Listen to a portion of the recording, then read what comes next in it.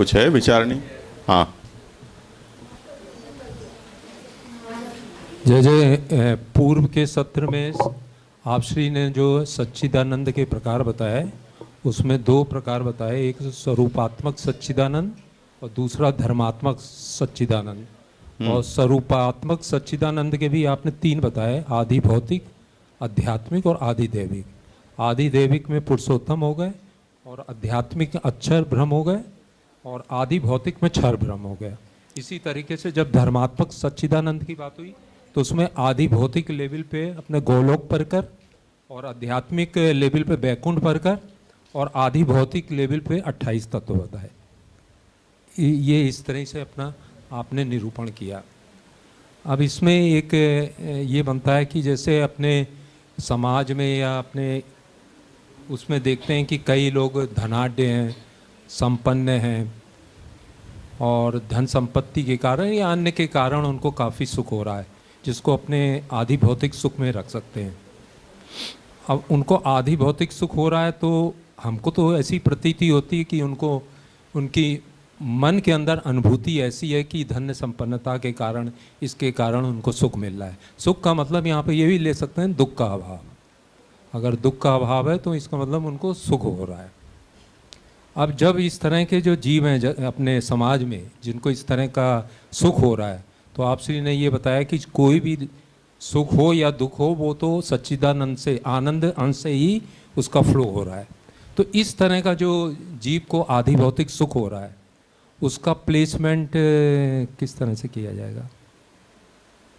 मतलब वो आधि भौतिक जो सुख हो रहा है उसको तो आनंद अंश के किस भाग के अंदर, जैसे ये इसमें ऐसा तो लगता है कि आनंद के धर्मात्मक जो है उसके आएगा, और ऐसा लग रहा है कि जो आधि भौतिक 28 तत्व हैं उसके अंदर इस तरह का आधि भौतिक सुख आएगा। तो अगर ऐसा समझ रहे हैं तो क्या ठीक है क्या?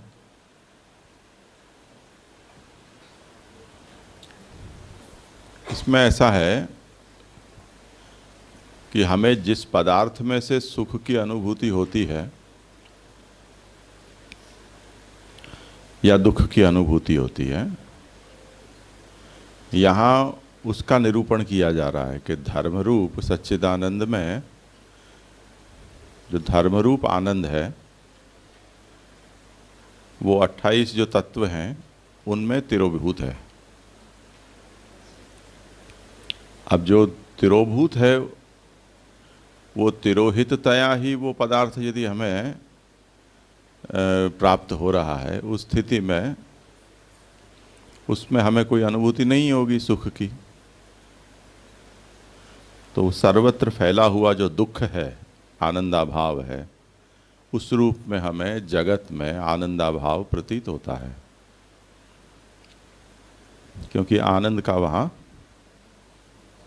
आविर्भाव नहीं है।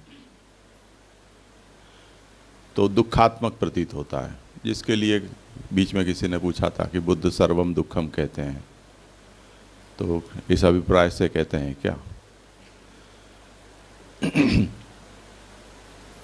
तो दुखाभाव, अरे आनंद का तिरोधान होना और सर्वत्र दुख की अनुभूति होना, उसका ये मतलब हुआ एक।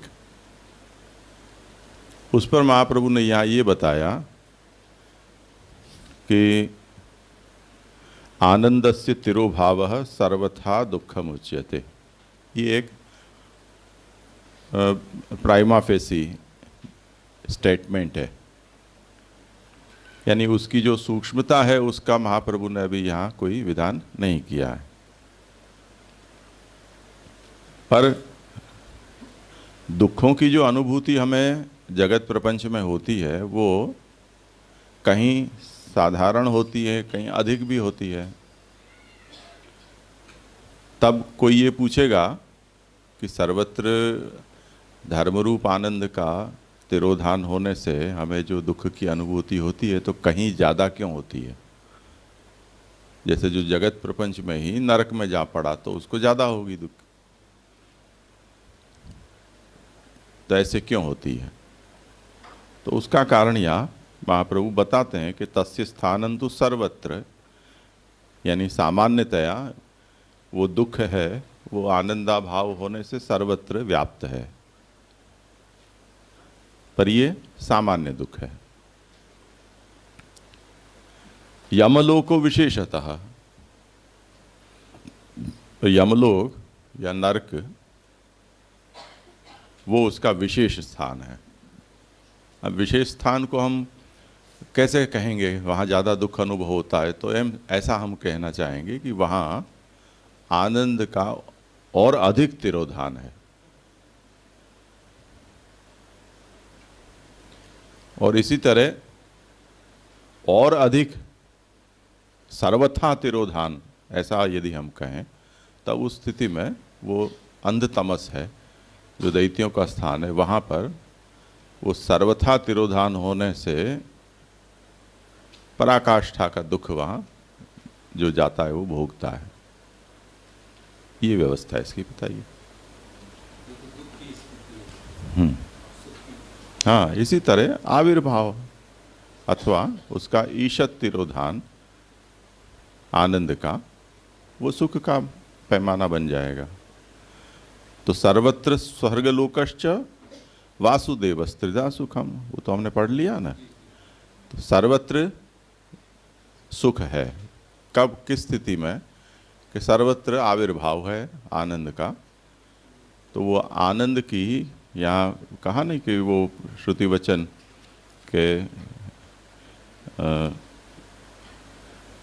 एतस्यैव आनंदस्य भूतानि मात्राम उपजीवन्ति, जो कुछ भी यहाँ हमें कहीं भी सुख की प्रतीति होती है तो वो उस आनंद की ही किसी न किसी रूप में अभिव्यक्ति है, और उसी को हम अनुभव करते हैं तो हमें वो सुख के रूप में अनुभव होता है। तो सर्वत्र जो फैला हुआ है, क्योंकि जिसको दुख का अनुभव होता है, कई लोगों को सर्वत्र सुख का भी आनंद होता है, अनुभव होता ही है। विशेष रूप से स्वर्गलोक में, क्योंकि वहाँ वो आविर्भूत है। और इसी तरह ब्रह्मानंद है, उसमें वो सर्वथा उसका उद्गम हो जाता है, धर्म रूप आनंद। तो सर्वथा वहाँ आनंद का अनुभव होता है। ऐसे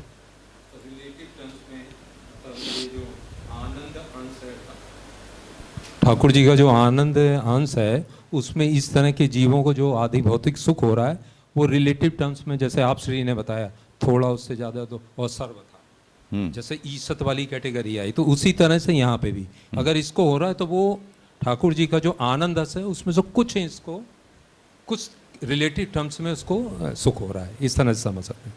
हमें जो भी सुख दुख की अनुभूति होती है उसका मूल आनंद के आविर्भाव या तिरोभाव में रहा हुआ है, ये कहना चाहते हैं। जय जय जय जय। हम ऐसा देखा हमने लास्ट वाले सत्र में कि स्वरूपात्मक अधिदैविक सच्चिदानंद रूप पुरुषोत्तम है, और स्वरूपात्मक आध्यात्मिक जो द्वितीय पुरुष है अक्षर ब्रह्म है, और स्वरूपात्मक आदि भौतिक जो है वो प्रथम पुरुष क्षर ब्रह्म है। तो ये जगत की बात हुई। तो जगत में स्वरूपात्मक, जगत को क्यों स्वरूपात्मक कहा है? यहाँ पर ऐसा कहा है कि आदि भौतिक स्वरूपात्मक सच्चिदानंद रूप प्रथम पुरुष क्षर ब्रह्म है। तो उससे क्या लेना? विराट। हाँ, विराट जी। और एक इसमें ये कहा है कि धर्मात्मक अधिदैविक सच्चिदानंद रूप गोलोक को परिवार। तो गोलोक को परिवार और आध्यात्मिक सच्चिदानंद रूप वैकुंठ आदि परिवार। तो गोलोक के परिवार से क्या लेना है, वो मेरे ध्यान में नहीं रहा जी। गोलोक को परिकर मतलब क्या? रमा वैकुंठ है, वो कृत्रिम वैकुंठ कहा जाता है, और भगवान का जो पुष्टि जीवों का नित्य लीला स्थान है वो गोलोक कहा जाता है। तो यानी तो अभी उसमें आध्यात्मिक और आदिदैविक का भेद है। लेकिन जो वैकुंठ आदि जो लोक है जहाँ पर पुरुषोत्तम साक्षात विराजमान है, तो वो पुरुषोत्तम स्वरूपात्मक हुए, और उसका विराजने का जो स्थान है वो धर्म रूप हो गया, ऐसा समझना है।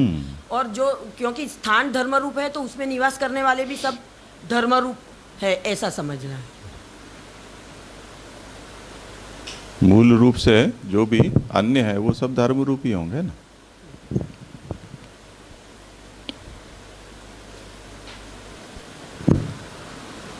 जी जी जी पूछो। हाँ जी जी, यहाँ पे जो हमने देखा कि वैसे जो आनंद का जो आविर्भाव है वो यहाँ पे धर्मात्मक तत्वनिष्ठ आधिभौतिक आनंद को कछुक तिरोभाव वो लौकिक दुखाभाव कहावे है। और ऐसे ही धर्मात्मक तत्वनिष्ठ आधिभौतिक आनंद को सर्वथा आविर्भाव वो लौकिक सुख कहावे है। यहाँ पे जैसे मुझे कन्फ्यूज़न ये है कि वैसे जो सुख और दुख है वो जैसे हमारी जो चर्चा हुई वो मनोधर्म है, और अगर यहाँ पे मनोधर्म समझे तो वो तो आंतरिक है, आंतर है।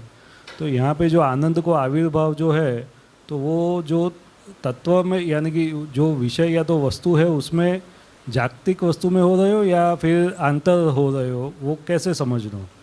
आनंद को आविर्भाव कहाँ पे और कैसे समझना, फिर उसका स्थान कहाँ पे? क्योंकि एक ही वस्तु एक मेरे लिए सुख हो सके और दूसरे के लिए दुख भी हो सके, तो फिर उसको कैसे और क्या समझना? जैसे मल्लानाम अशनिर्णाम नरवर स्त्रीणाम स्मरो मूर्तिमान, तो भगवान के रंग मंडप में पधारने के समय जिस प्रकार एक कालावच्छेद ने एक ही भगवान में भिन्न भिन्न प्रकार के भाव रखने वालों को भिन्न प्रकार की अनुभूति होती है, और ऐसा रूप भगवान का है।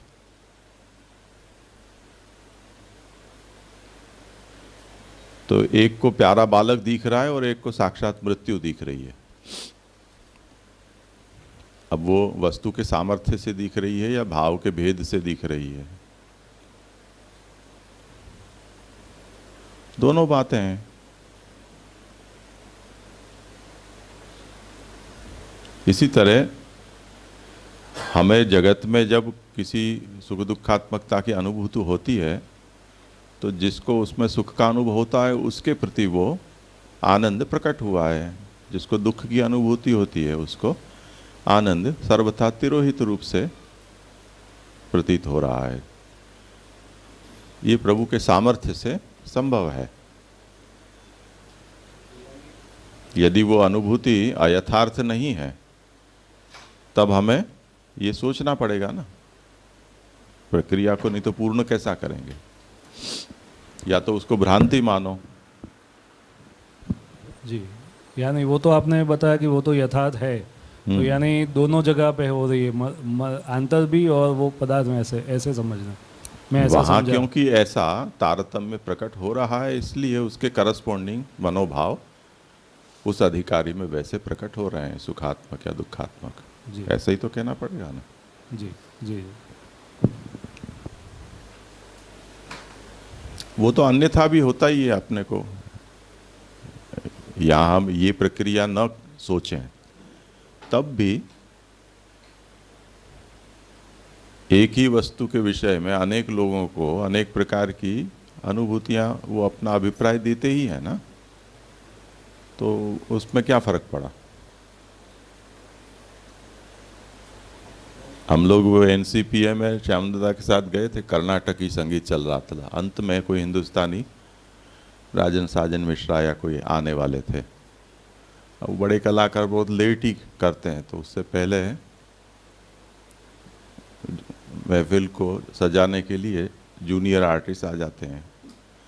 और माटुंगा में जो कर्नाटकी संघ सर्कल है वहाँ तो ये सब दक्षिण भारतीय संगीत वाले के कार्यक्रम होते रहते हैं, पर NCPA में कर्नाटकी संगीत को सुनने के लिए ऑडियंस आए ये थोड़ा कठिन है।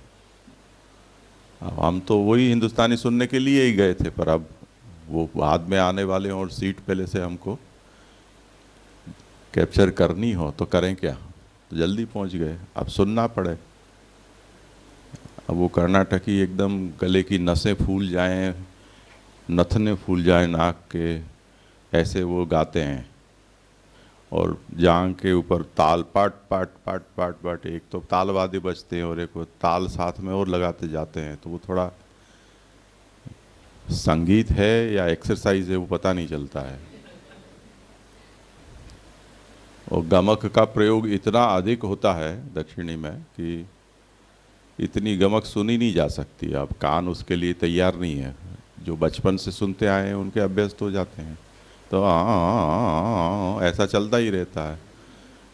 तो ऐसी संगीत सुनना वो बहुत ही धीरज का काम है। अब मैं और मेरे जैसे ही उस समय छोटे थे हम लोग, तो इतनी प्रौढ़ता नहीं है कि अवसर के अनुसार हमें व्यवहार करना चाहिए जिससे कि दूसरों को विक्षेप न हो। अब हम अतिथि विशेष के रूप में सबसे आगे हमको बैठा दिया तो और मुसीबत हो गई। तो एक तो अपनी जो बोरियत है, अरुचि है, उसको छुपाना, और जो सामने आर्टिस्ट गा रहे हैं उनको दाद भी देना, उनको ये प्रतीत नहीं होने देना कि हम कंटाल रहे हैं। तो ऐसे सब विरुद्ध धर्माश्रयता के भाव हमको भी प्रकट करने पड़ रहे थे। शुरू में तो अब चाणूदा को जब देखें वो जब हाँ करे, अच्छा करे, तो हम भी हाँ कर देते हैं। पर कब तक ये शो चलाएं हम? कभी कभी ऐसा हो भी जाता है कि हम अरुचि प्रकट कर दें या ऐसे कुछ हाव भाव प्रकट हो जाते हैं। और दूसरे जो खास करके कर्नाटकी सुनने आए थे वो तो बड़े तन्मयता से और रुचि से वो सुन रहे थे। वो ताल भी पीछे सब जितने थे वो सब ऐसे पट पट पट पट अपने बजा रहे थे ताल। और अब हम थोड़ी चंचलता हम लोगों ने की, तो पीछे हमारे एक जो सज्जन बैठे थे वो इतना गुस्से हो गए कि वो पैम्पलेट था उसको हमारे माथे पे मारा है पटाख करके। वो उनकी बात भी सही है, क्या करें भैया, उनके रस में विक्षेप हो रहा था और हमारा रस मरे जा रहा था, उसका क्या पर। तो अब एक काला बच्चे देना, एक ही वस्तु किसी के लिए तो एकदम से रस उमड़ रहा है और एक के सब रस मरा जा रहा है। तो लोक में भी ऐसा होता ही है। उसमें हम ये कहते हैं कि वस्तुनिष्ठ न होकर वो दृष्टा या जो रस का जो भोक्ता है उसमें ये तारतम्य है होने से वही वस्तु एक को एक तरह से दिखती है, दूसरे को दूसरी तरह से दिखती है। पर जब हम ब्रह्ममूलक सब कुछ कहना चाहते हैं तो फिर इसके मूल को हमें सच्चिदानंद में ट्रेस करना चाहिए ब्रह्मवाद की प्रक्रिया को पूर्ण करने के लिए। इसलिए महाप्रभु ये समझा रहे हैं कि जो कुछ भी सुख दुख का अनुभव कहीं भी कोई भी कर रहा है तो उसके मूल में इसी आनंद का तिरोधान, सर्वथा तिरोधान, ईशत तिरोधान या आविर्भाव, पूर्ण आविर्भाव, ऐसे समझना चाहिए।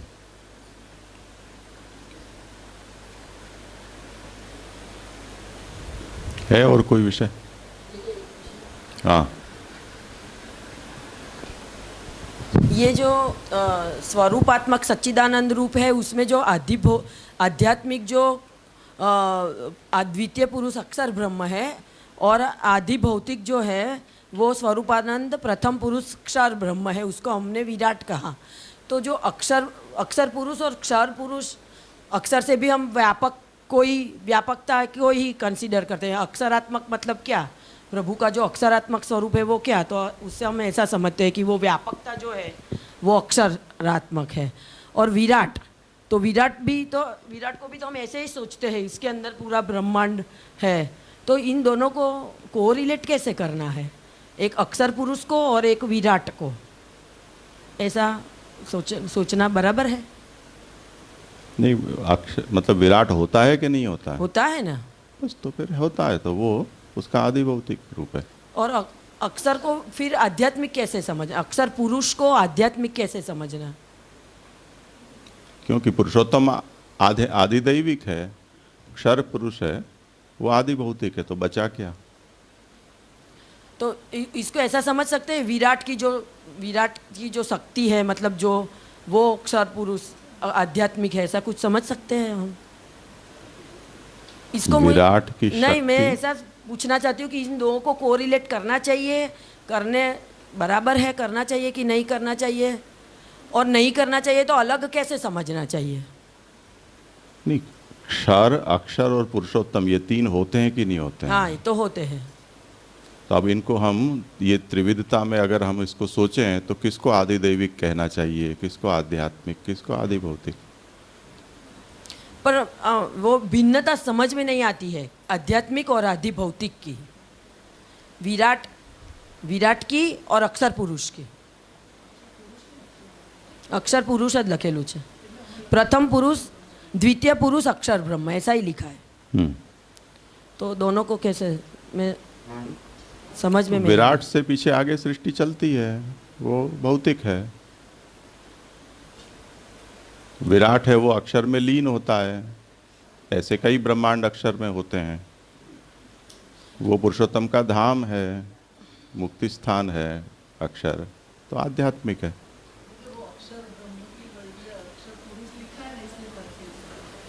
अक्षर पुरुष हो या अक्षर ब्रह्म हो या चाहे कुछ भी हो, तो उसमें मैं ऐसा समझती हूँ कि जो विराट है वो कोई एक ही ब्रह्मांड को करता है, एक ही ब्रह्मांड। विराट पुरुष से जो ब्रह्मांड हम कल्पना करते हैं वो एक ही ब्रह्मांड की कल्पना है। हाँ, एक विराट है, ऐसा समझ लो। ऐसा समझना चाहिए। ऐसे तो कितने भी जो ब्रह्मांड है वो अक्षर ब्रह्म में उसका लय हो जाता है। हाँ, और अक्षर ब्रह्म का लास्ट में पुरुषोत्तम में लय हो जाता है। बाकी आदि भौतिक, आध्यात्मिक और आदि दैविक का जो विभाजन है वो महाप्रभु इस अभिप्राय से भी कहते हैं कि जो एक तो आनंद प्रधान होता है वो आदि दैविक होता है, चित्त प्रधान आध्यात्मिक और सत प्रधान को आदि भौतिक कहा जाता है। दूसरा जो कर्ता या परम कारण होता है वो आदि दैविक होता है, अवान्तर कारण को आध्यात्मिक कहा जाता है, और जो कार्यभूत होते हैं उनको आदि भौतिक कहा जाता है। तो इस तरह से सोच लो। हाँ जी, यहाँ पे ये जो बात आई कि ये जो स्टार्ट हुआ दुख की बात, तो वो जो निषिद्ध जो बात थी मतन को, दुख रूप जो फल थी उसके लिए फिर दुख की बात यहाँ पे टॉपिक स्टार्ट हुआ। तो वहाँ पे जैसे निषिद्ध जो मत थे उसके लिए दुख रूप जो फल था उसके लिए दुख की बात आई, तो ऐसे ही फिर ये आनंद की जो बात है तो ऐसे समझना कि जो मूल जो मेन जो हमारे जो मुख्य जो साधक थे उनके जो फल जो रूप जो है उसमें जो फल रूपता दिखा रहे, वहाँ पे जो आनंद रूपता है वो भी ऐसे ही समझ सकते हैं हम। यहाँ पे जो आनंद सर्वथा आनंद की बात है तो उसके बेस में भी यही आनंद है, और उसको ऐसे ही समझना फिर कि वहाँ पे ऐसे ही पूर्ण रूप से या तो सर्वथा आनंद की बात है उसको ही मुख्य फल कह रहे हैं, ऐसे ही तत्व से ऐसे ही समझ जाना फिर। जी जी जी जी जी, खाली एक पंक्ति, मतलब सिद्धांत तो संप्रदाय का स्पष्ट है, लेकिन यहाँ जो एक पंक्ति आई ना, मतलब जो तीन स्वरूप गिनाए स्वरूपात्मक के, आध्यात्मिक, आदिदैविक और आदि भौतिक, तो उसमें आदिदैविक और आध्यात्मिक, उसमें ऐसा लिखा आदिदैविक और आध्यात्मिक आनंद ऐसा तिरोभाव दुख भाव, जो और उसको स एव मोक्ष इति लोकर उच्यते। तो मतलब पुरुषोत्तम जी इतना स्पेसिफिक यहाँ कह रहे हैं कि पुरुषोत्तम अक्षर ब्रह्म, तो पुरुषोत्तम का आनंद में मतलब प्रकट होने से तो दुखा भाव ऐसा शब्द क्यों? मतलब हम ऐसा कहते हैं जनरली कि जो पुरुषोत्तम का है उसमें तो आनंद सुख की भी प्राप्ति है, खाली दुखा भाव नहीं है। नहीं, ईशत तिरोभाव कहा है ना। पर पुरुषोत्तम का भी ईसत तिरोभाव है तो भी दुखा भाव, और उसको हाँ। मोक्ष। अच्छा, मोक्ष तो दुखा भाव सुखं चैव पुरुषार्थ द्वयम मतम, ये जो कहा है उसमें दुखा भाव का मतलब ही तो यही कहा ना कि वहाँ जीवात्मा के भीतर जो तिरोहित आनंद है ब्रह्म का, वो यदि आविर्भूत नहीं हो रहा है और केवल संघात से मुक्ति मिल रही है तो वो दुखा भाव ही है। मोक्ष उसे हासिल थोड़ी कुछ हुआ, उसका तिरोभाव है ना, उसके आनंद का। पुरुषोत्तम क्या?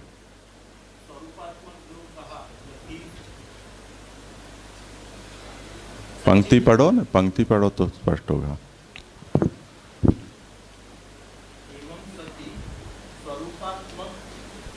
आदिदैविक आध्यात्मिक आनंदस्य आनंदस्य ईशत तिरोभावो। दुख। हाँ, तो न तो वहाँ पुरुषोत्तम का आनंद प्रकट है पूर्ण रूप से, न अक्षर का आनंद वहाँ पूर्ण रूप से प्रकट है। ईशत रूप से वो आनंद तिरोहित है। वो तिरोहित होने से ये दुखाभाव रूप हुआ। इसी को मोक्ष कहते हैं।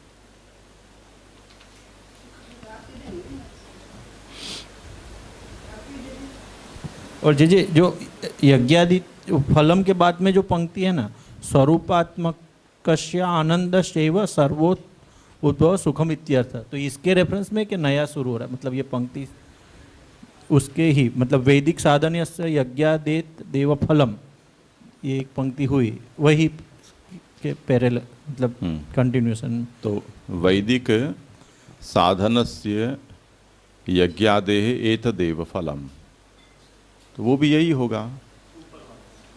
हाँ, दुखाभाव रूप मोक्ष। और स्वरूपात्मकस्य आनंदस्यैव सर्वथा उद्भवः सुखम।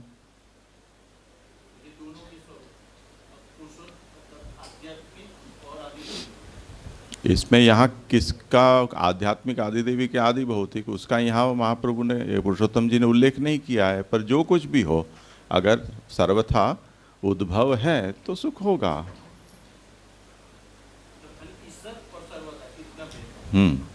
ईशत, हाँ, तिरोभाव, हाँ,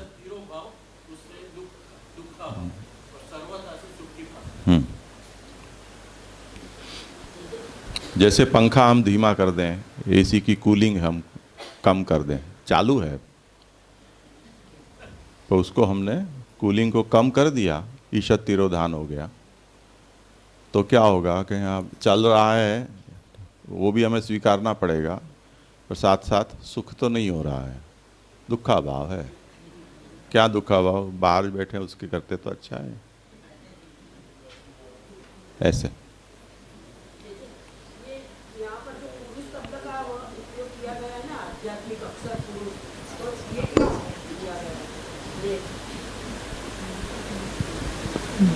पुरुष है ना, तो जैसे पुरुषोत्तम पुरुषोत्तम योग में ही तो ये बात कही गई है ना भगवान ने। यस्मात् क्षरमति तो हम अक्षरादपि चोत्तम अतोस्मि वेदे लोके वेदे च प्रतितः पुरुषोत्तम। मैं पुरुषों में उत्तम हूँ, क्षर पुरुष से और अक्षर पुरुष दोनों पुरुषों से मैं उत्तम हूँ, तो मैं पुरुषोत्तम हूँ। क्षर पुरुष तो समझ में आता है क्योंकि विराट का कोई एक ऐसा स्वरूप है, लेकिन अक्षर पुरुष ऐसा क्यों, ये मेरी समझ में नहीं है। यानी उसको पुरुष क्यों कहा? हाँ, यूं, हाँ। हाँ, पुरी शेते, इसलिए पुरुषोत्तम, ये उसकी शब्द सा जो व्युत्पत्ति है उससे। अच्छा, पूर्व में रहने वाला, जो पूर्व में रहने वाला, तो अक्षर को हम ऐसे कैसे कह सकते हैं? अक्षर पुरुषोत्तम में अधिष्ठान के उसमें रहता है ना, ओ, वो पुरी शेते है। हाँ जी,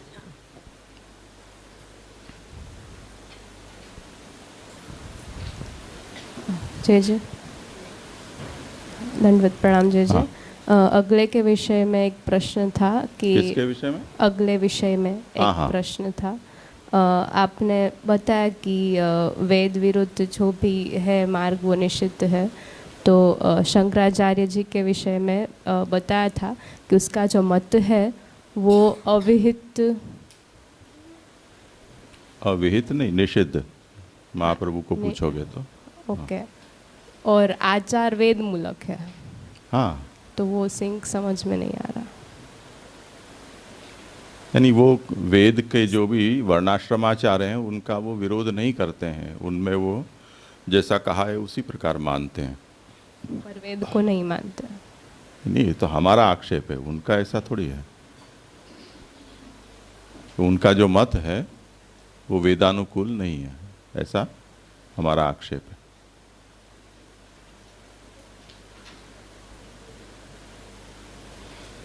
है। और कुछ विषय? तो सुख दुख का विषय, उसकी आनंद मूलकता का निरूपण अभी तक हुआ।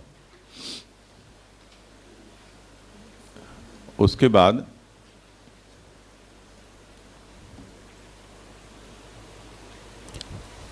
जो भी अनुभूतियां हमें होती हैं उनमें सुख दुख के अतिरिक्त भी इच्छा, काम, द्वेष, क्रोध, लोभ, मोह, मद, मात्सर्य और उसके भी अतिरिक्त राग, भय, ह्री इत्यादि सब कई प्रकार की अनुभूतियां हमें होती हैं। अब ये सब अनुभूतियां में जैसे सुख दुख को आनंद के आविर्भाव और तिरोभाव के कारण होती हुई अनुभूति ये है, ये सिद्ध किया। तो अब जो बाकी के जो विषय हैं उनका मूल क्या है, यानी वो क्यों होती हैं, वो सब अनुभूतियाँ किस कारण होती हैं, उसकी विवेचना आप महाप्रभु करते हैं।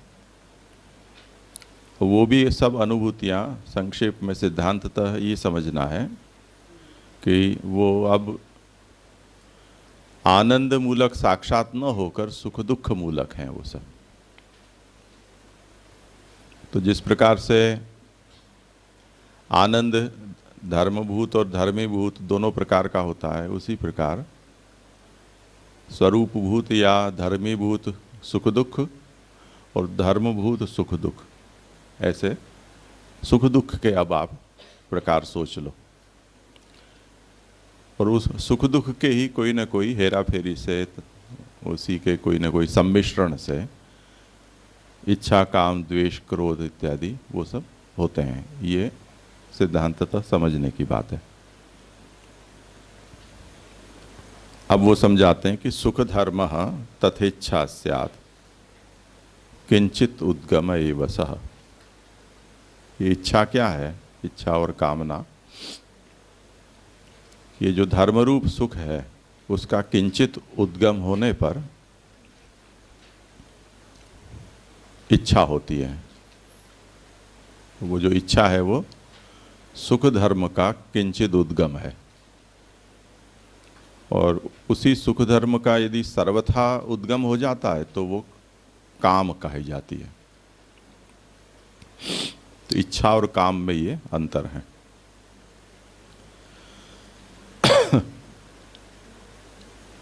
इसमें सुख धर्म में धर्म शब्द है वो आकार का अर्थ रखता है। तो तावन मात्र प्रकटने इच्छात्वम तत्रापि किंचित प्राकट्य इच्छात्वम बहुप्राकट्य कामत्वम। ये धर्म मात्र का यदि प्राकट्य होता है तो वो इच्छा कही जाती है। ये जो प्राकट्य है वो किंचित प्राकट्य है। और वही यदि बहुत प्रकट हो जाता है तो वो काम का स्वरूप धारण कर लेता है। तो इच्छा और काम ये सुख धर्म के प्राकट्य और ईशत प्राकट्य से निर्धारित होते हैं।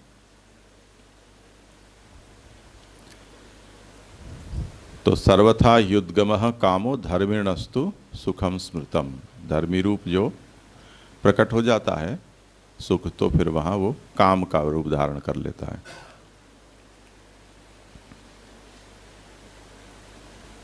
जैसे हमारे यहाँ कोई खुशी के समाचार लेकर आता है,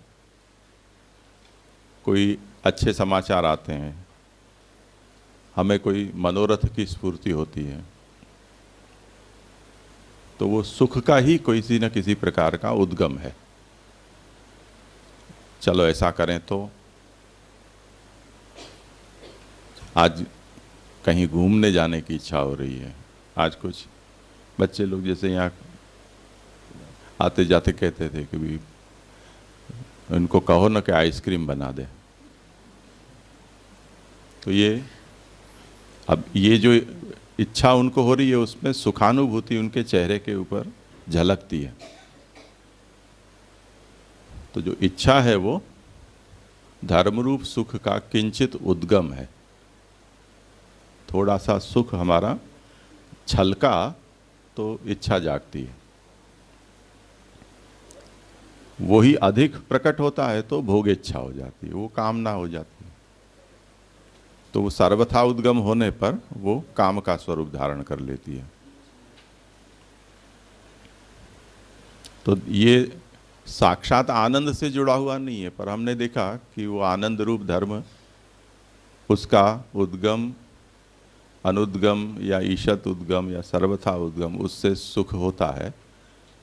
वही सुख का फिर अधिक न्यूनाधिक रूप से जो प्राकट्य या अप्राकट्य है, उसी से आगे पीछे इच्छा और कामना पैदा हो जाती है। ये अब आगे बढ़ती हुई बात है। मूल फिर से वही पुजाएगा, आनंद ही। इसी तरह एवमेव द्वेषादयोपि तत्तत् दुःखस्य, द्वेष और क्रोध, इनको भी इसी तरह समझना है, पर वो दुख के उद्गम, अनुद्गम या ईशद उद्गम या धर्मी रूप दुख का उद्गम से ये बनते हैं। तो द्वेषक क्रोधः तथा दुखम पूर्ववत दुख धर्मतः। तो दुख धर्म का किंचित उद्गम होने पर द्वेष होता है, और वो धर्मी रूप दुख का सर्वथा उद्गम होने पर क्रोध हो जाता है। इसको पुरुषोत्तम जी ने कुछ समझाया है, उसको देख लें।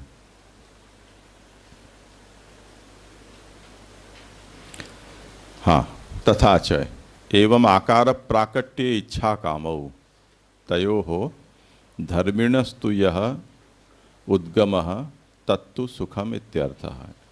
अब इससे क्या सिद्ध हुआ कि एवंच विषयाशंसारूपेण ईषद अभिव्यक्तः सुखाकारः इच्छा। विषय की आशंसा, उस आशंसा के रूप में जो अभिव्यक्त सुखाकार है वो इच्छा है। सैव अधिकोद्गतः कामः, ये विषय संसार रूप सुख है, उसी का अधिक उद्गम हो जाता है तो वो काम का रूप धारण कर लेता है। आशास्य विषयानुभवे अनुकूलतया अभिव्यक्तो मानस आनंदः सुखमिति सिद्ध्यति। तो इससे क्या सिद्ध होता है कि जिस विषय की हमें आशंसा है, तो वो आशास्य जो विषय है उसके अनुभव में अनुकूलतया जो हमारा मन में प्रकट होता आनंद है, उसी को अब सुख कहा जाता है। एते त्रयोपि अनुकूल बुद्धि वेद्याः। तो सुख, काम और इच्छा, ये सभी तीनों तीन अनुकूल बुद्धि से वेद्य हैं।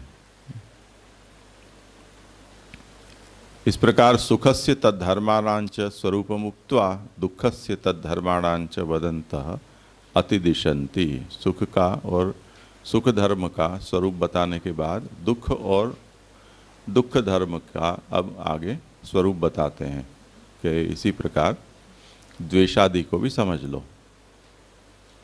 तो अब वो क्या होंगे कि दुःखस्य तद्धर्माणांच तत् उद्गमनमेव द्वेषादयः।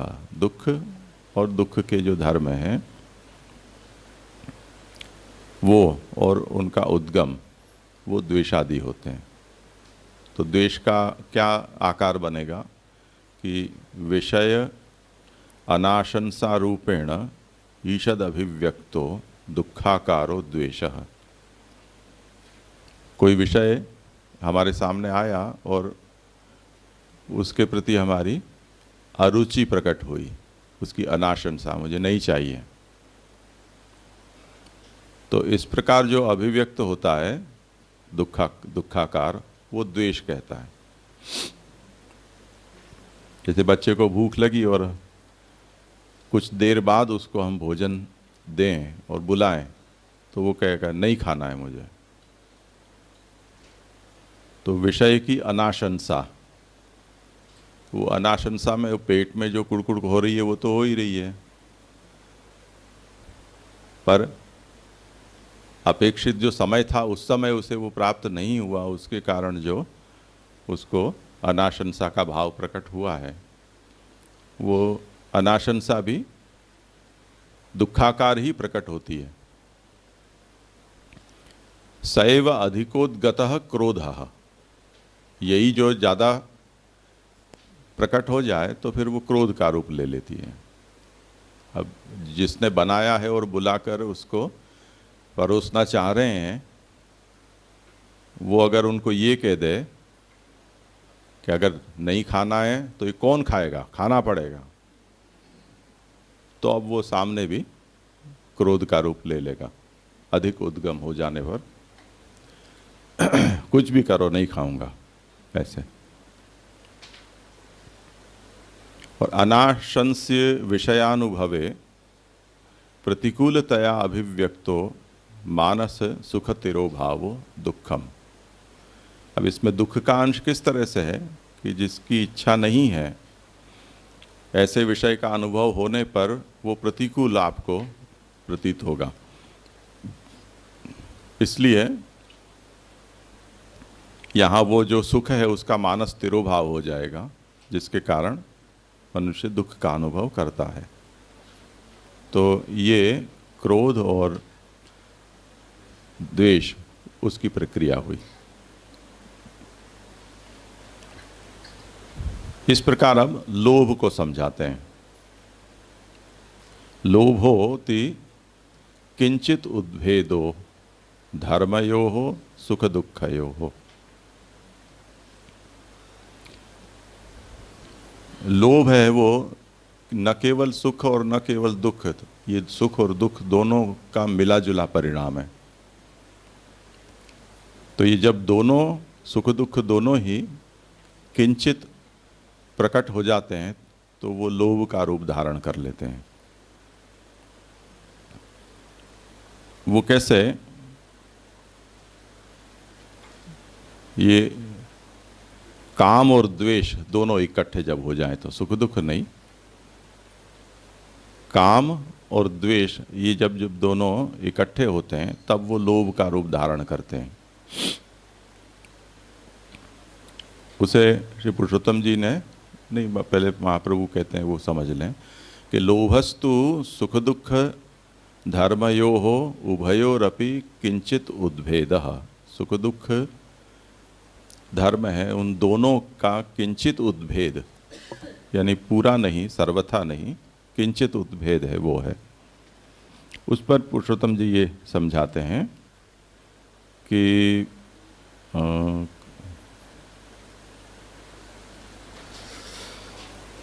ये कैसे होता है कि अयम में अस्तु अन्यस्य मास्तु, मुझे ये प्राप्त हो, ये तो सुख का अंश है, पर उसे न मिले, ये मनोभाव भी उसके साथ जुड़ा रहता है लोभ में। तो दूसरे को न मिल जाए ये दुख का अंश है। तो ये दोनों मिलकर जो परिणाम आता है वो हमारे अंदर लोभ के रूप में परिणत होता है।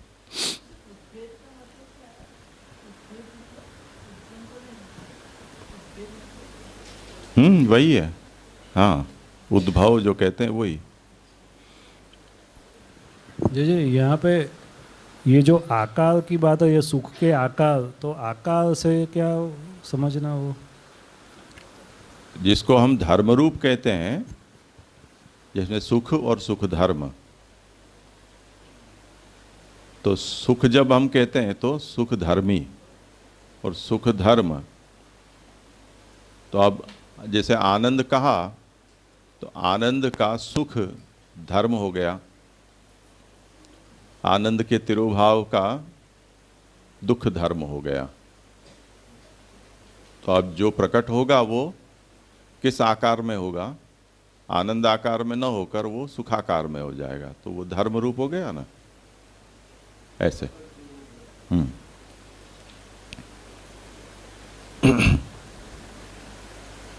तो ये लोभ हुआ, नहीं मोह हुआ।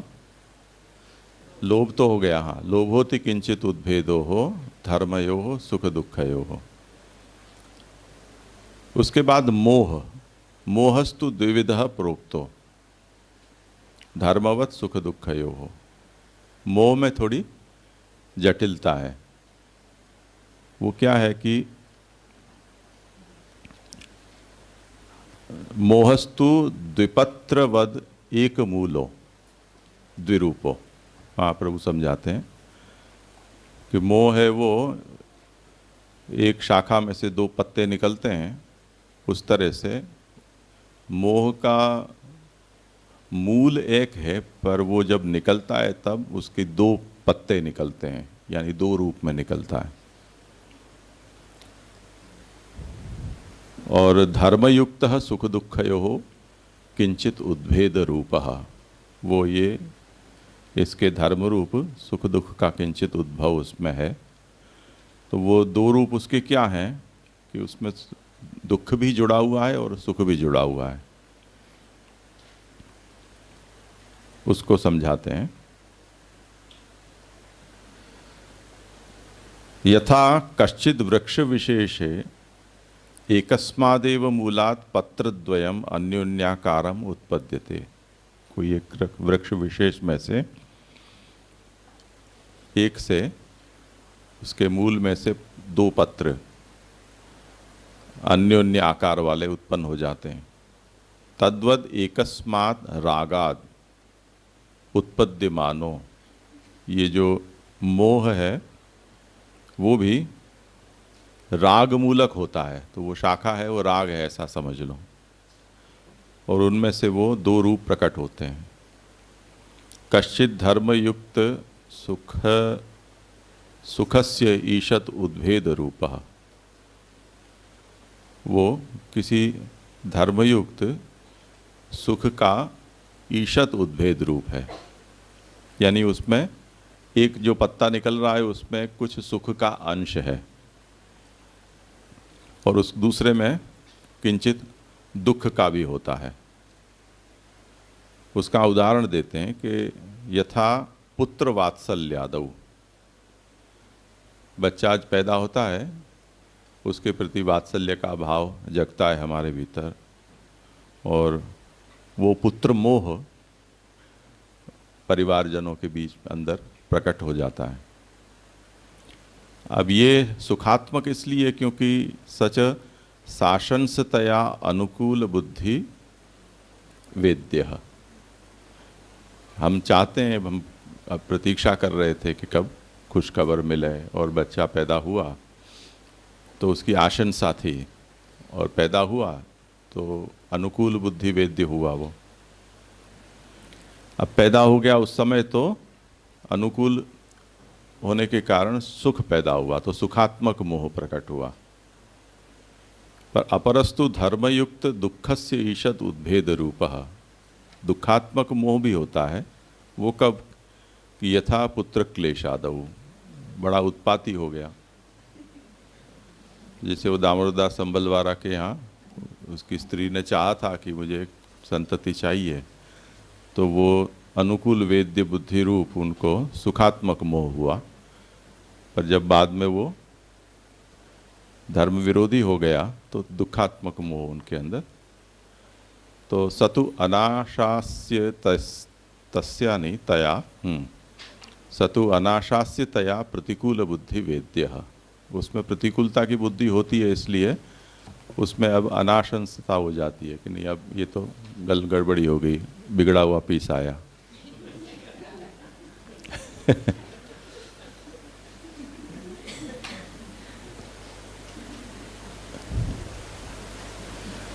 तो मदे सुख मोहस्तु द्विविध प्रोक्तो धर्मवत सुख दुःखयोः।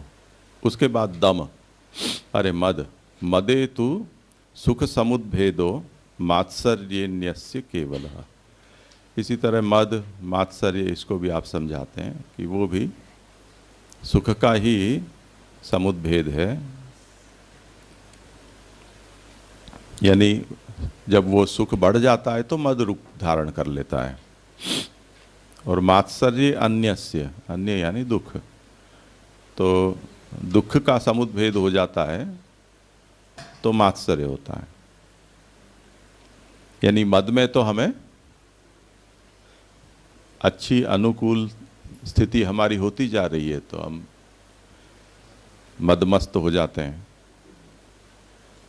और मात्सर्य में दूसरे से जो जलन हो रही है उसमें तो सामने वाले को तो कुछ फर्क नहीं पड़ रहा है, आप ही जले जा रहे हो, तो उससे वो दुख रूपता है उसमें। जी जी जी, यहाँ पे ये जो बात आई कि एक राग यानी प्रीति से एक दो रूप वाले मोह उत्पन्न हुए, हाँ एक सुख रूप और एक दुख रूप। हाँ, तो यहाँ पे जो प्रीति या तो जो राग है उसको कैसे समझना फिर वो, क्योंकि उसमें से तो सुख भी उत्पन्न हो रहा है और दुख भी उत्पन्न हो रहा है, तो उसका जो मूल है राग या तो प्रीति जो है वो उसको कैसे लेना, वो सुख से आ रहा है या कैसे? नहीं, राग का मतलब तो आसक्ति, चिटकना, अटैचमेंट, वो तो अच्छा। कैसा भी हो सकता है ना, उसमें सुख दुख कोई साथ में जोड़ना जरूरी नहीं है उसका। अच्छा, उसमें से ही ये दो सुख और दुख दोनों उत्पन्न हो रहे हैं फिर? जी। वो तो बाद में जो परिस्थिति जन्य होगा ना, पहले तो राग हो गया, जैसे चंडोला में आपके सब लोग बांग्लादेशियों को राग हो गया, तो आए उस समय तो सब लोगों को बड़ा मजा आया, अटैचमेंट हो गया, 20-25 साल से हम रह रहे हैं यहाँ, और जब डिमोलिशन होने लगा तब फिर वो दुखात्मक हो गया, क्योंकि प्रतिकूल वेदनीय हो गया ना। ऐसे तो पहले तो केवल अटैचमेंट है।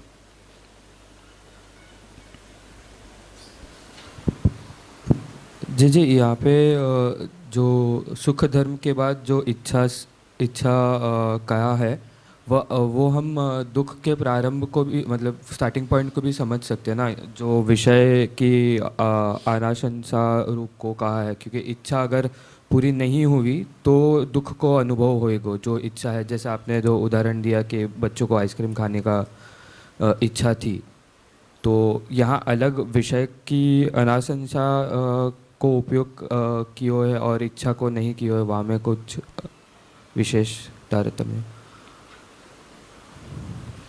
एक तो इच्छा होना और एक वो जो कहते हैं ना, चलो फेंकते हैं, आज कौन कच्छी फेंक सकता है।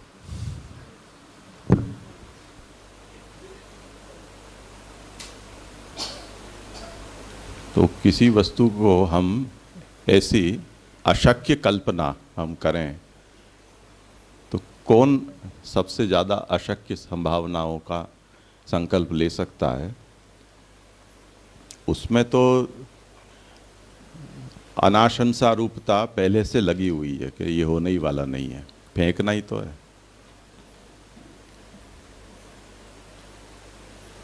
तो वहाँ दुख होगा, पर उसकी इच्छा कौन करेगा? इच्छा तो हम सभानता पूर्वक अपेक्षा बुद्धि से ही करते हैं ना। तो प्रतिकूलता की इच्छा तो कोई करता नहीं है, इसलिए इच्छा में सुख ही मूल है, ऐसा कहा है, उसमें दुख को नहीं सोचा है। अब इच्छा की और पूर्ण नहीं हुई उसके कारण कोई दुख हो रहा है तो वो एक दूसरा मनोभाव है विषाद का। ठीक है।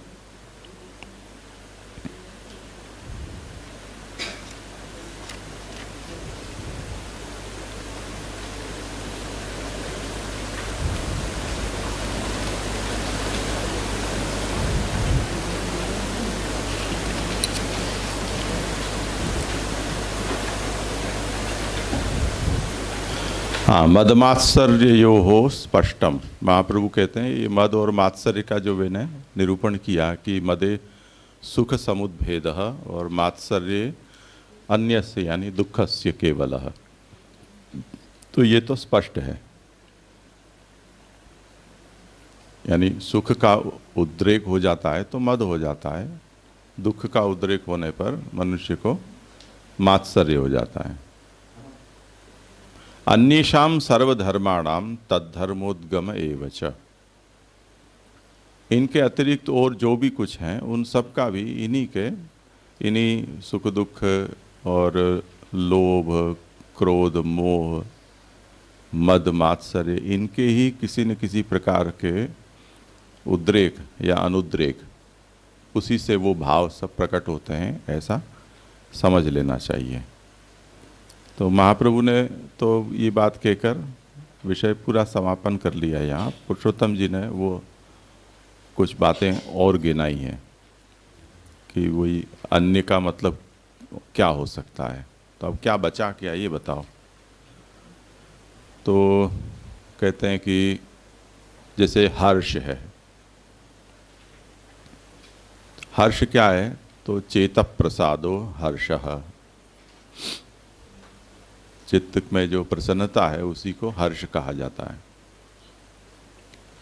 हर्षोत्कर्षो मदः, जो हर्ष है उसमें ही थोड़ा और बढ़ावा हो जाता है तो वो मद हो जाता है।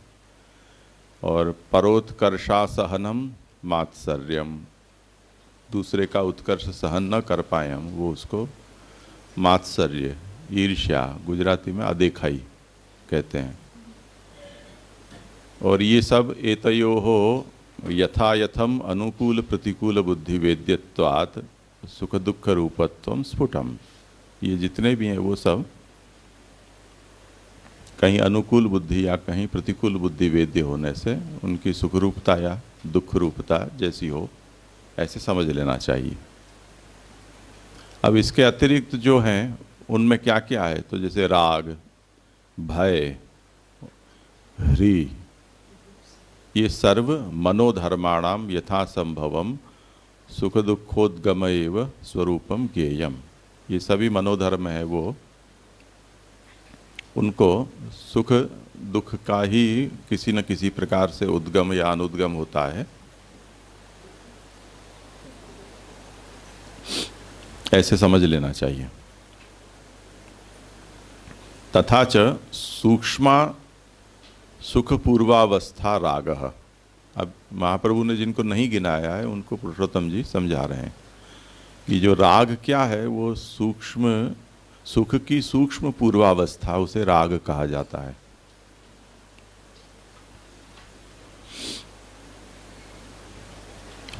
जैसे अपने यहाँ सेवा के क्रम में ये होता है कि ज़्यादातर बड़ा कोई भी जन्मोत्सव या परिवर्तन वाला ऋतु का उत्सव आता है तो लाल वस्त्र ठाकुर जी धरते हैं।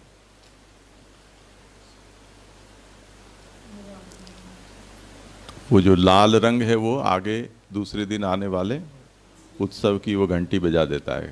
तो ठाकुर जी को भी थोड़ा एक मैसेज जाता है कल कुछ नया होने वाला है।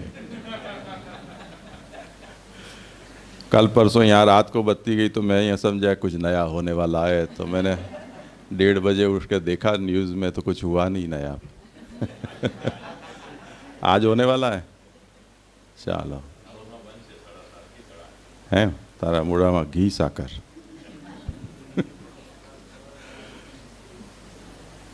नहीं वो तो खैर मॉक ड्रिल पूरे गुजरात में है, पर कुछ कर भी रहे हैं ये पता नहीं है। ये आया शहबाज शरीफ का फोन आया।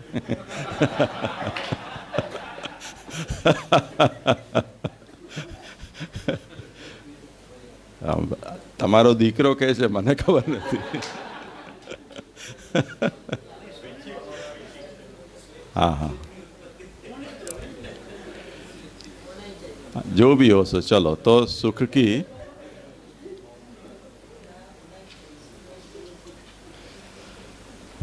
सूक्ष्म सुख पूर्वावस्था रागः, तो ये जो 7:30 बजे होने वाली है मॉक ड्रिल, ये सुख की पूर्वावस्था है। तादृशी दुखावस्था भयम, अब वही पाकिस्तान वालों में भय पैदा करेगा। हिंदुस्तान मॉक ड्रिल कर रहा है तो आप कुछ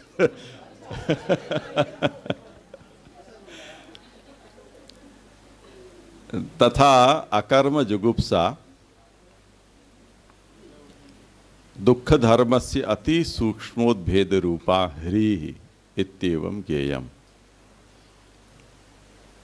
अकर्म के प्रति जो जुगुप्सा का भाव है वो दुख धर्म से अति सूक्ष्मोद्भेद रूपा, ये जो लज्जा शर्म इसका जो हमें भाव मनोभाव पैदा होता है वो नहीं करने के कर्म के प्रति हमारा जो जुगुप्सा का भाव है, छी छी छी छी छी गंदा है ऐसा है जो करते हैं वो, तो वो जुगुप्सा है, वो ऐसा कर्म करने में हमको शर्म का अनुभव कराती है।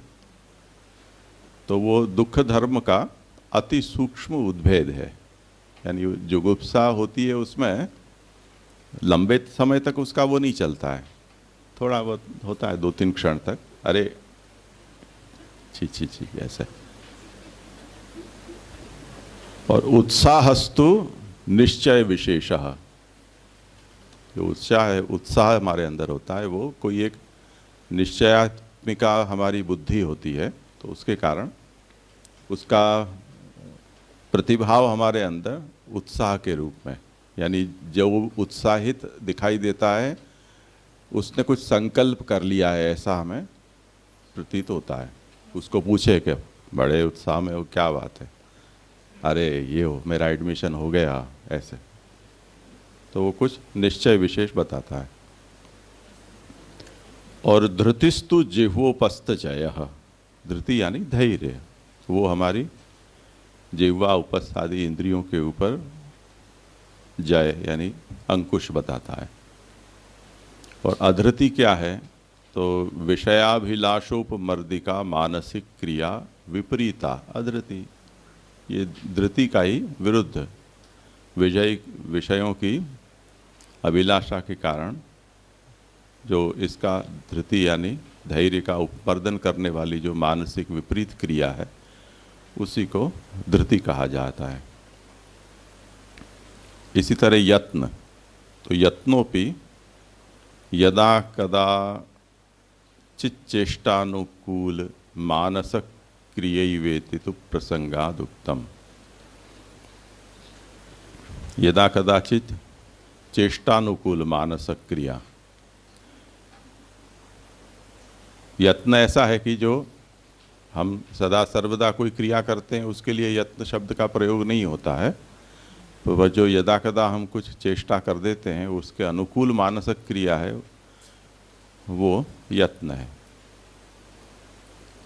महाप्रभु ने तो वो 6 गिना कर छोड़ दिया था, पुरुषोत्तम जी ने यहाँ तक गिनाया और उसके बाद कह रहे हैं कि एवं अन्यदपि ऊह्यम। अब और भी कुछ आपको सूझता हो तो वो भी इसी तरह से समझ लेना चाहिए। हाँ, या पुरुषोत्तम जी को नहीं सूझा तो हम तो महाप्रभु जी ने कह दिया तभी हमारी अक्ल बंद हो गई थी। तो अब पुरुषोत्तम जी कह रहे हैं तो वहाँ तक तो चली गाड़ी खींचकर, कुछ रह गया हो तो क्या भला पूछना, हो भी सकता है। एवं एतेषां स्वरूपम उक्त्वा एतद उद्गमे हेतु आह। अब ये सब जो मनोभाव हैं उनका स्वरूप तो समझा दिया, इनका उद्गम में हेतु क्या है वो अब समझाते हैं कि अधर्माभासे धर्माभासे च तानि फलानि इत्येतदर्थम निरूपितानि। तो वो समझाते हैं कि तथा च सुख दुःखयोः प्रतिनियत न्यूनाधिक भावो धर्म अधर्म तत्तद आभासैः कृतः इत्यर्थः। ये जो सुख दुख आदि सब पैदा होते हैं उनका कारण ये है कि धर्माचरण करने पर या धर्माभास का आचरण करने पर, अधर्माचरण करने पर या अधर्माभास का आचरण करने पर उसके परिणाम स्वरूप इस प्रकार के मनोभाव या इस प्रकार की संवेदनाएं पैदा होती हैं।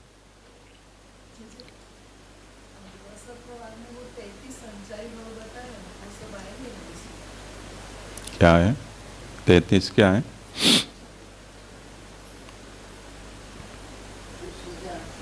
रस शास्त्र में वो भाव अनुभव संचारी भाव में 33 संचारी भाव बताए हैं। अच्छा, वो सब इसमें आएंगे। किस में? इसको भी पता होगा। नहीं, इसमें आएंगे का मैं मतलब नहीं। ये जो बताया ना कि एदम अन्यदप्युहम जो बताया ना कि इसके अलावा भी और है, तो वो सब इसमें आ जाएंगे। ऐसे भाव है ना, वो सब मनोभाव है वो सब। अच्छा अच्छा। एक आध नाम बताओ तो सोच सकते हैं। भानुबेन को बहुत इच्छा है विचार करने। मैं लिस्ट दे दूंगी जे जे। अच्छा। हाँ हाँ जे जे यहाँ पे ये जो बात आई, ये जो भाव की या ये सुख दुख से जो उत्पन्न हो रहे हैं, ये जो उसमें अविद्या, क्योंकि इससे जो है वो बंधन तो हो ही रहा है, जो मद मात्सर्य और वो जो सब है वो उससे अल्टीमेट जो रिज़ल्ट है वो तो बंधनकारी होता ही है। क्योंकि हम जो मानते हैं कि भी जो अहंता ममता जनक जो संसार है वो तो वो जो है वो तो सत्य नहीं है, और ये जो है वो सत्य या तो यथार्थ है। तो ये दोनों, ये भी वैसे भी बंधनकारी तो ये भी है ही, ये सब जो भाव है वो भी। तो फिर ये दोनों का वो कैसे समझना कि ये भी अविद्या में कोई रोल प्ले करते हैं बंधन में ऐसे? क्योंकि ये फल प्रकरण है जी, फल में मुख्यतया सुख और दुख ही तो होते हैं। किसी को अच्छा लगा, किसी को बुरा लगा, तो हम कहेंगे कि इसको सुख हुआ, इसको दुख हुआ। तो अब सुख दुख क्या है वो तो हमें फल प्रकरण है उसमें समझना पड़ेगा ना। तो सुख दुख को समझाना और सुख दुख के ही अन्य जो प्रकार हैं उनको समझाना यहाँ महाप्रभु का उद्देश्य है। अब वो यदि अविद्या मूलक हो या संसार अंतःपाती हो या जो भी कुछ हो, होने दो, उससे क्या। पर जहाँ जहाँ भी हमें फलानुभूति होती है सुख दुखात्मक या, तो वो कैसे होती है उसकी प्रक्रिया यहाँ महाप्रभु समझाना चाहते हैं।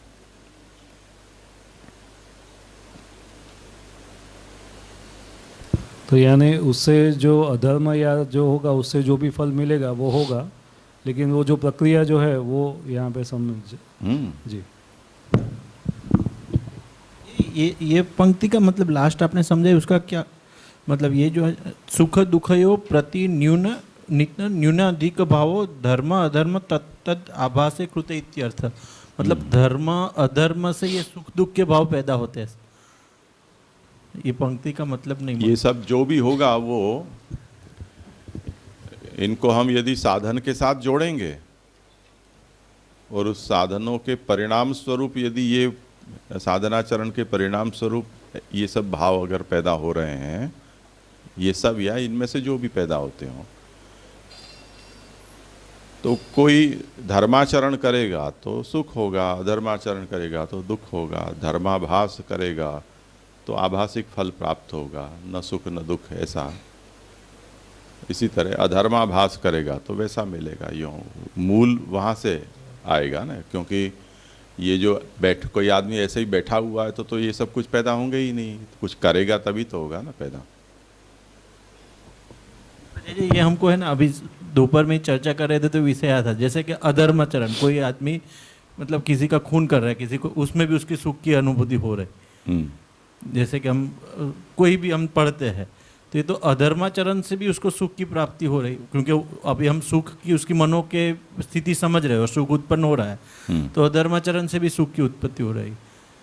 तो फिर उसको इस रेफरेंस में कैसे समझेंगे? धर्म से ही अगर न्यूनाधिक है कुछ, उससे सुख दुख की हो रही है, तो ये कैसे समझेंगे ऐसे? क्योंकि तो अभी हो जाएगी उसकी, फिर चित्रगुप्त के पास जाएगा तब फिर वापस उसको याद दिला जाएगा कि भी वहाँ तुम बड़े हंस रहे थे, अब ये भोग लो, तब वो उसको दुख हो जाएगा अधर्म के कारण।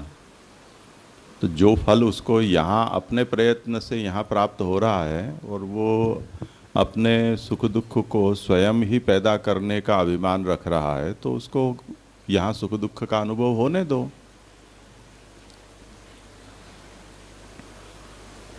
कर्म का फल जब मिलेगा, ये कर्म का फल तो है नहीं ना। किसी को मार दिया, उसका फल कोई सुख थोड़ी हुआ। हम अगर सुख देख रहे हैं, जैसे अभी रवि जी ने प्रश्न पूछा था कि कोई लौकिक सुख जो हम धर्मात्मक आदि भौतिक का ही कुछ 28 तत्वों में जो छुपा हुआ आनंद का सुख देख रहे हैं जो लौकिक में है, तो उसको तो कुछ मतलब जैसे आतंकवादी देख रहे हैं किसी को मार के उनको सुख की अनुभूति हो रही है कि हमने अच्छा किया और आनंद भी आया, इतने को मारा, जितने को मारा, तो उनको जो सुख की अनुभूति हो रही है, और हम ये मतलब पुरुषोत्तम जी जो इससे आज्ञा कर रहे कि धर्म और अधर्म का ही कुछ परिणाम है, अगर हम ये देखें तो वो तो कर्म की गति से उसको जो फल मिलेगा वो मिलेगा, और उसमें उसको तो ये सात्विक सुख दुख की बात हो रही है, मतलब शाश्वत जो लंबा समय, जैसे आप आज्ञा कर रहे हैं कि उसने मान लिया कि इधर मुझे सुख हुआ, पर जो नरक में जाएगा तो उसको कंटिन्यूस दुखी। हम जो सोच रहे हैं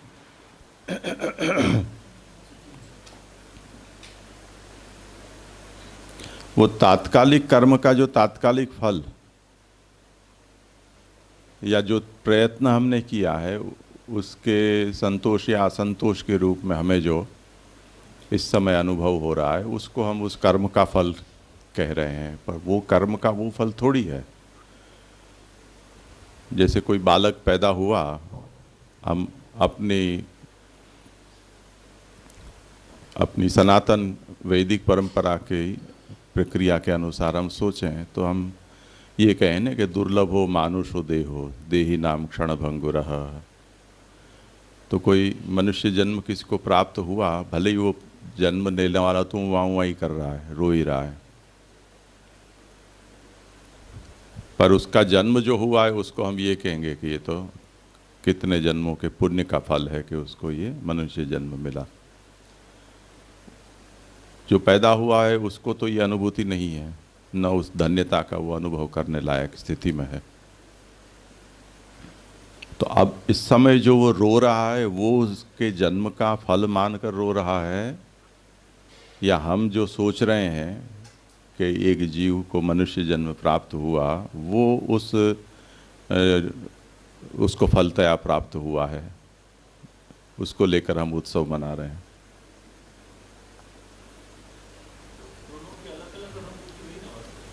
वो जन्म का फल ये रोना नहीं हुआ ना, मेरा कहने का मतलब ये है। किसी को मार दिया और उससे उसको संतोष हुआ, प्रसन्नता हुई, चैन आया, ये उसका फल है? ये फल नहीं है। उसका फल तो जो मर्डर का जब पाप का भगड़ा भरेगा और फूटेगा मिलेगा, वो उसका फल होगा ना। तब उसे जो दुख होगा वो दुख का मूल किस में कहेंगे? या अधर्म का मूलक होगा। वो अभी जो हुआ है वो क्या है? वो तात्कालिक उसकी उसने जो भी इवैल्यूएशन किया होगा कि इसने यूँ किया, इसने यूँ किया, तो उसके बाद मेरे हिसाब से ये दंड मिलना चाहिए, तो मैंने उसको दे दिया, तो मेरा कांटा निकल गया या मेरा बदला पूरा हो गया। जैसे अभी हमने मिसाइल विसाइल डाल के और पहलगाम का बदला ले लिया, अब हमको चैन की नींद आएगी, ऐसे। पर ये जो कर्म का फल है, वो कर्म का फल तो एक अलग प्रक्रिया है ना। तो अब दोनों तरह से चल रही है, एक जो तात्कालिक हम जो कर रहे हैं उसका, और एक उसका फुर्सत से हिसाब किताब होगा और उसके बाद उसको जो मिलेगा वो। तो उसको यहाँ हम दोनों तरह से समझ सकते हैं कि जो तात्कालिक रूप में हमें जो हो रहा है उसका भी मूल तो वहीं आनंद के तिरोधान, आविर्भाव, ईषद आविर्भाव उस रूप में होगा। और कर्म का हिसाब करने के बाद जब उसे जो दंड या पुरस्कार मिलेगा वो भी उसी रूप में भी तो होगा। तो मूल तो यही होगा ना। नियामक कौन होगा? नहीं, आनंद तो फलतः आएगा, पर उसका जो आचरण है वही तो उसको पैदा करने वाला होगा ना। वो आचरण तो इसी तरह से होता है, तो कोई धर्म रूप हो, अधर्म रूप हो, धर्माभास रूप हो, अधर्माभास रूप हो, ऐसे।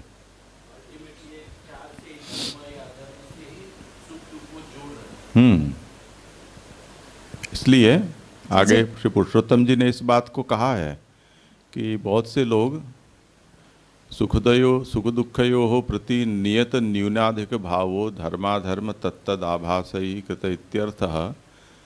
इसका निरूपण करने के बाद कहते हैं कि यद्यपि ज्योतिष शास्त्रे परिणमति फलोक्ति स्वप्न चिंता सुवीर्येति निर्बल सबल ग्रही सुखादिकम उक्तम।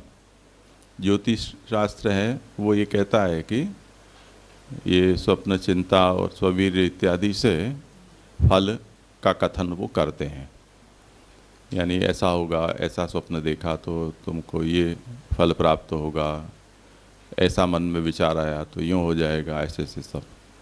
तथापि देशाम सूचकत्वादि व्यवस्थापनाद भिक्षु गीतायाम ग्रह निमित्तता दूषणाच्च पूर्वोक्त एव निश्चय इति ज्ञेयम। पर ये जो भी ग्रह होते हैं वो केवल सुख दुख फल के सूचक होते हैं, कारक नहीं होते हैं, ये सिद्धांत है। तो वो केवल ग्रह कोई सुख दुख के निमित्त बनते हैं, ये मत दूषित किया गया है भिक्षु गीता में। इसलिए यही सिद्धांत होता है कि जो मनुष्य करता है वही उसको सुख दुखात्मक फल के रूप में भोगना होता है, और वो सुख दुख जो हैं वो आनंद के ही तिरोधान, तिरोभाव और आविर्भाव से प्रकट होते हैं। तो जैसे इसमें जैसे इन्होंने उदाहरण दिया कि कोई आतंकवादी है और उसको किसी का मतलब अधर्म करने से उसको तात्कालिक सुख मिला, तो जो हमारा उदाहरण था उसमें भी यही है कि जो जिसको आधि भौतिक सुख मिल रहा है, अब वो जो इंडस्ट्रियलिस्ट हो या समाज के अंदर अधर्म करके आचरण करके वो जो धनाढ्य हो रहा है, तो उसको तात्कालिक तो सुख मिल ही रहा है। तो आप श्री ने ये बताया कि वो अगर तात्कालिक सुख भी है उसका आधि भौतिक कैटेगरी का, तो वो भी उसका आविर्भाव तो वहीं आनंद अंश से हो रहा है। और इन्होंने जो एग्जाम्पल दिया उसको अगर वो टेम्परेरी उसको इस तरह से की अनुभूति उसको हो रही है कि इसका मैंने मर्डर कर दिया, चाहे द्वेष मात्सर जैसे भी हो, उसको उस समय तत्कालिक सुख मिल रहा है, तो वो भी आनंद अंश से ही हो रहा है। तो ये तो आनंद के तिरोधान आविर्भाव की बात हो गई। अब जब अपने फल दृष्टि से देखेंगे तो दूसरी तरह से देखना होगा कि कर्म के हिसाब से उसका फल क्या होगा, इसी तरह से ना। हाँ, वो होगा तब भी होगा तो आनंद के ही आविर्भाव तिरोभाव से ही ना। जिसको मान लो कि हत्या की है और उसका मुकदमा चला, अपराध सिद्ध हो गया, अब फांसी निश्चित हो गई, तो यहाँ फांसी लटकाने पर उसको दुख होगा। हो सकता है कि कई लोगों को तो नहीं होता है दुख, जैसे मैंने कल परसों आपको उदाहरण दिया था सद्दाम हुसैन का, तो उसको मृत्यु की सजा हुई तो उठा के मार के हंस रहा था, उसको बिल्कुल भी उस विषय में बिल्कुल विषाद दुख चिंता कुछ नहीं था, तो हंसते हंसते वो मरा। तो उसको वहाँ वो दुख का आनंद का तिरोधान हुआ ही नहीं, जो आमतौर पर होना चाहिए। भगत सिंह के बारे में भी कहते हैं कि जब उनको हुआ तब भी वो ऐसे ही सहजता से उन्होंने, भगत सिंह तो बहुत छोटी उम्र के थे, 15-16 साल के ही थे, तब भी जब उनको सज़ा सुनाई गई, दूसरे दिन तुमको फांसी दी जाएगी, तो उनको पूछा क्या खाना है, तो क्या आम खाने। वो आम दिया तो आम चूस के उन्होंने फिर उसमें हवा भर के और ऐसा की ऐसा रख दिया। वो जेलर आया, उसने पूछा कि आम खाया नहीं, तो कि नहीं, मुझे मजाक उनको सूझ रही थी उस समय, आधे घंटे बाद फांसी होने वाली थी, तो उनके नहीं मेरी इच्छा अब नहीं है। तो उसने सोचा कि वापस उठा के किसी और कैदी को दे दूँ, तो हाथ में उठा तो पिचक गया आम, तो भगत सिंह हंसने लगे ठहाका मार के। तो जिसको आधे घंटे में फांसी होनी है उसको उस समय कॉमेडी सूझ रही है, तो उनको कोई इस विषय में रंज नहीं है बिल्कुल भी।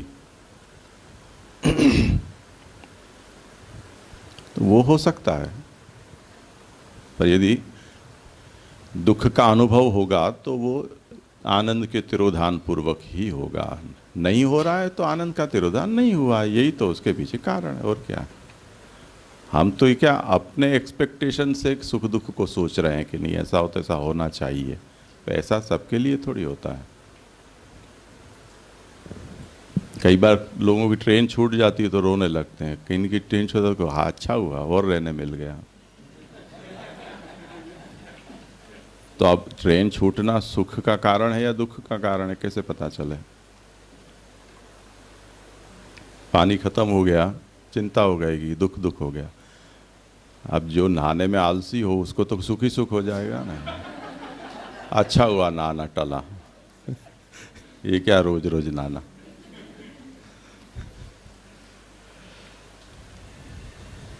ठीक है, कोई है विषय और? जी जी, यहाँ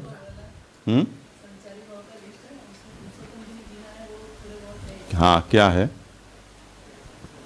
ग्लानि, शंका, असूया, निर्वेद, मद, श्रम, आलस्य, दैन्य, चिंता, मोह, स्मृति, द्रुति, ब्रीड़ा, चपलता, हर्ष, आवेग, जड़ता, गर्व, विषाद, औत्सुक्य, निद्रा, अपस्मार, स्वप्न, विबोध, अमर्ष, विहित्था, उग्रता, मति, व्याधि, उन्माद, मरण, वितर्क।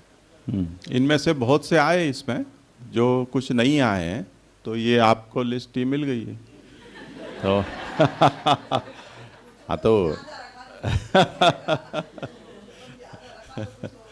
हाँ तो वो सब उनको इसी तरह से सोच लेना।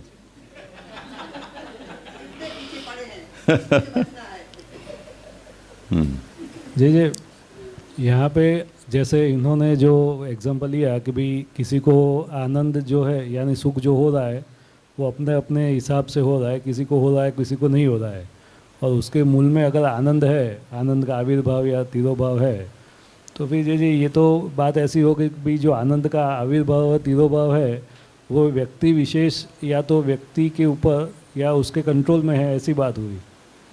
क्योंकि उल्टा होगा उसका। वैसे जो फल जो है वो तो प्रभु के हाथ में ही है।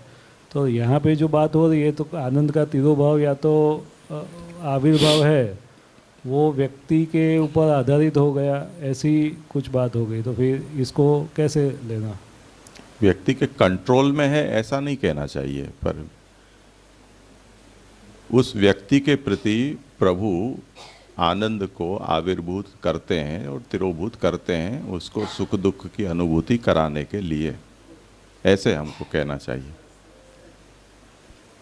क्योंकि प्रयत्न से भी वो प्राप्त कर सकता, जैसे स्वास्थ्य है तो वो प्रयत्न से वो प्राप्त कर सकता है, तो हाँ, फिर हाँ। उसको सुख होगा। सुख होगा। तो वो जो अगर उसका मूल जो आनंद में गिने तो फिर वो तो उसके प्रयत्न से प्राप्त हुआ। ऐसी तो वो कई बातें- प्रभु ने अच्छा, उसके लिए वहाँ आनंद आविर्भूत कर दिया, ठीक, जी जी। ऐसे।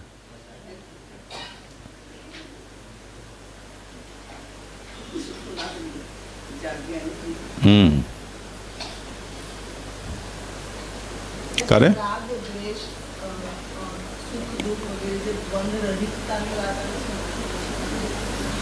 जो द्वंद्व रहितता की बात आवे कहीं पे, किसी को द्वंद्व ना हो, सुख दुख ना हो, राग द्वेष जिसमें से नष्ट हो गए, तो वो कौन सी दशा होती है? आनंद का वहाँ पे कोई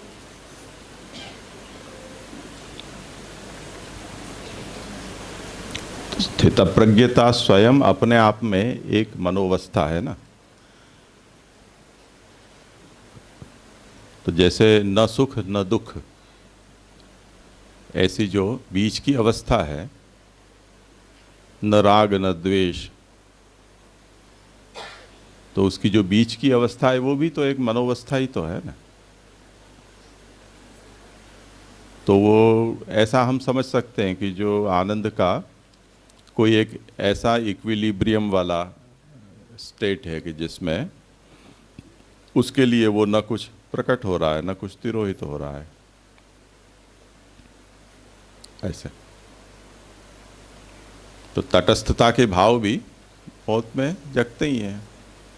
हम श्यामदा के यहाँ पढ़ते थे तो हम वहाँ तो हाँ ठीठी हम बहुत होती रहती है श्यामदा के साथ। तो हमारे साथ एक महाशय पढ़ते थे, वो कितनी भी हंसने की बात हो तब उनके मुंह में हंसी नहीं आए।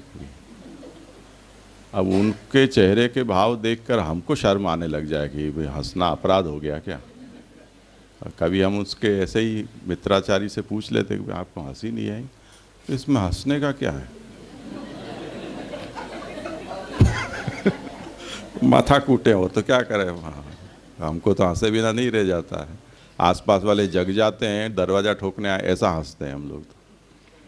तो उनको कहे इसमें हंसने की क्या बात है। तो वो एकदम ऐसे स्थित प्रज्ञता का भाव रख के और विराजते रहते हैं। ठीक है, अब आपकी जैसी इच्छा, हम क्या करें। तो वहाँ कोई भी आनंद का उद्रेक होता ही नहीं, वहाँ एकदम प्लेन स्लेट जैसा।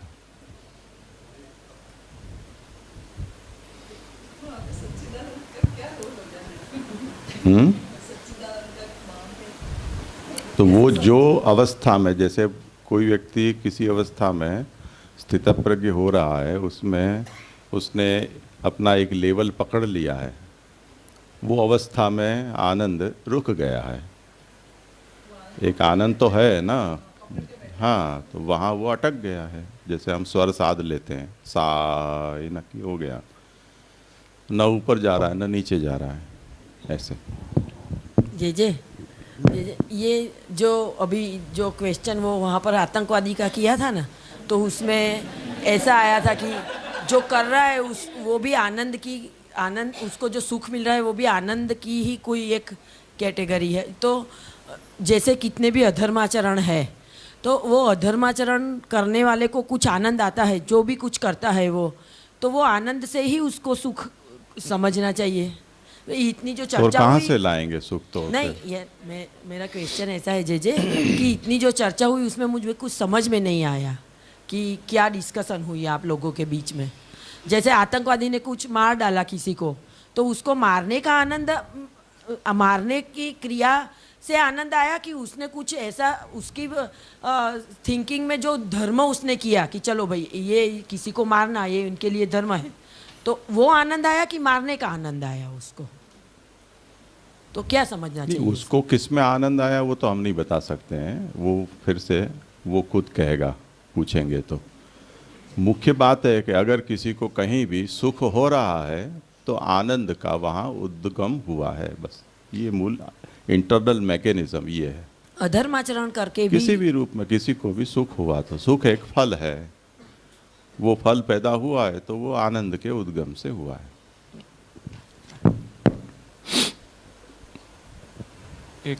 एक प्रश्न है कि मतलब जैसे विषय का प्रवाह यहाँ पे चल रहा है, तो जैसे हम शुरू से देख रहे हैं, फिर साधन प्रकरण आया, फल प्रकरण चल रहा है, यहाँ पे इन सब फलों की चर्चा करना क्यों ऐसे महाप्रभु ने सोचा होगा? कौन से इन सब का मतलब? कर्म मार्ग आदि के न, उसके बाद सर्वनिर्णय ग्रंथ है ना ये तो। नहीं तो उधर तत्त संकेत मात्र से कर दिया, और उसके बाद अब साधन प्रकरण में जब स्वमार्गीय चर्चा की तो उसके बाद उस प्रकार से फल का निर्णय होना चाहिए ना, ऐसे।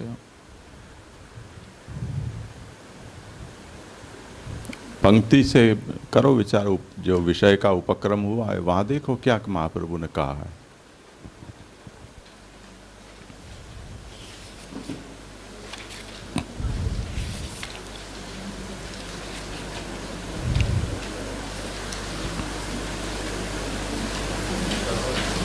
एवं वैदिको भक्ति मार्गश्च निरूपितः एतन मार्गद्वयं प्रोक्तम गति साधन संयुतम। अब कर्म मार्गे प्रवक्ष्यामि भ्रांता नाम बहुशः फलम,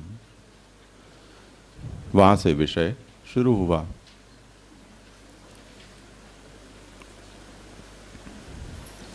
क्या बताया कि सर्वत्रैव जगति फलम वर्तते इति सर्वत्र फलम साधनम च आह। जगत में सर्वत्र फल है, तो सर्वत्र फल है तो जो जो प्रकार के फल हैं वो और उसके साधन वो अब बताएंगे, हम तो बता रहे हैं। तो फल साधन प्रकरण ये जो है उसमें फल का निरूपण और साधन का निरूपण महाप्रभु किए जा रहे हैं, तो उसमें अनुपत्ति क्या है?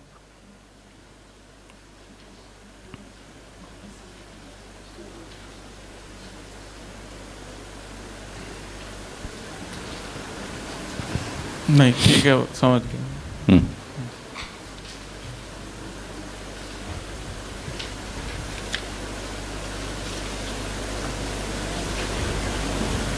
यहाँ थोड़ा कर लो विश्राम, नया शुरू करने से पहले।